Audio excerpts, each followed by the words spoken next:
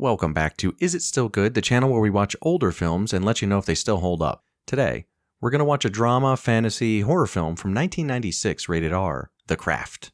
But first, let's try to sell you guys some of my metaphysical fiction novels I've written.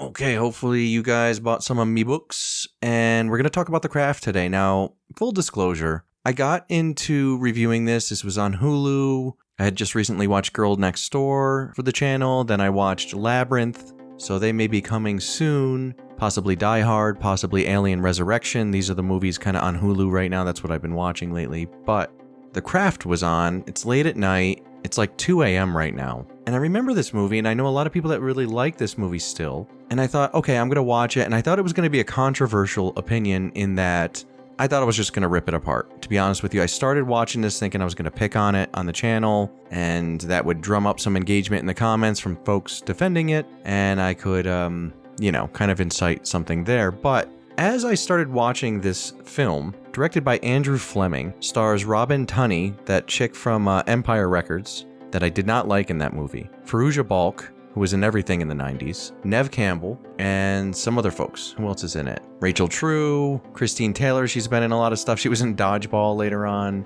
Skeet Ulrich, oh, that's that guy's real name. Breckin Meyer, he was in everything. I don't know. It's got an eclectic cast, but this movie I always thought was really silly. Now, in high school, I had a group of friends that was kind of like the male counterparts to these friends in this movie. And it was funny because there was a female group who we did not like, and we were always at war with them, basically. We were always throwing barbs their way. They were always saying negative stuff to us. And then it was really cute. Somewhere around 11th grade, one by one, we all started dating each other.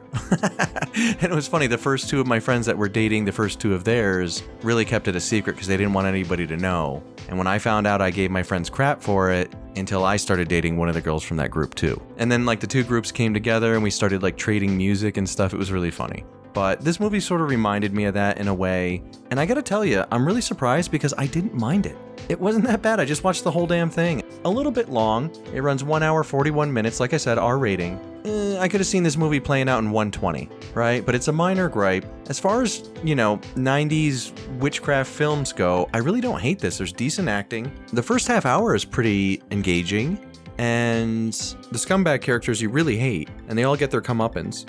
Also, I think this was a really good metaphor for how you can just kind of get sucked into a circle of friends and then have that turn into an absolute nightmare when the friends turn on you. That's happened to all of us, I'm sure, in high school. I had a rough high school experience, and I always, kind of clicked with the misfits, and I can totally get it. And also, we dabbled in paganism when we were younger and did all this stuff, and so it was fun. I like how all the magic works in this. That's pretty fun. I don't know, it's not that bad. The soundtrack's pretty good. It's shot okay. This is an okay movie. IMDb gave it 6.4 out of 10. That's probably pretty accurate, although it feels a little low compared to the rewatch I just had. It's not that bad. The end gets a little meh, so maybe a 6.5. Yeah. Okay, final ruling.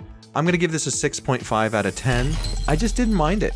I liked Neve Campbell's character, and I liked Fairuza Balk in it. She was good. I don't know. I thought they were decent. Rachel True was good. I didn't hate Robin Tunney in this like I did in Empire Records, so it was kind of interesting. Decent film. If I may recommend a 3-film movie day, I would put this with you could do Donnie Darko, which I've reviewed. Go check that. Nobody's watched it yet. Then maybe this, and then maybe you can end on Heathers if you're all drinking wine and stuff. And Heathers gets really silly. And it gets progressively more dated as you go. So, I don't know. What do you guys think of The Craft? I know a lot of you guys like it, and it's better than I remember. It really wasn't that awful. It just kind of dragged on a little bit towards the end, but I thought it was a decent metaphor for a lot of things. And on top of that, I was pretty engaged for at least about the first hour. I thought it was cool. So, and then after that, I was just okay, let's wrap it up here. It was interesting. You might want to throw Jennifer's Body in that film day too if you had room for a fourth. I could see that being your kind of pseudo horror kind of day. But guys, let me know in the comments what you think of The Craft. I didn't hate it, and I'm surprised. I'm gonna give it a 6.5. Let me know what you give it and what you think of this film. I know they must have made like a bunch of spin-offs and sequels like they do with everything that was moderately successful, but this wasn't awful. I'm fairly surprised. Anyway, that's it for me. I'm rambling, it's late at night, and I will see you guys next time on Is It Still Good?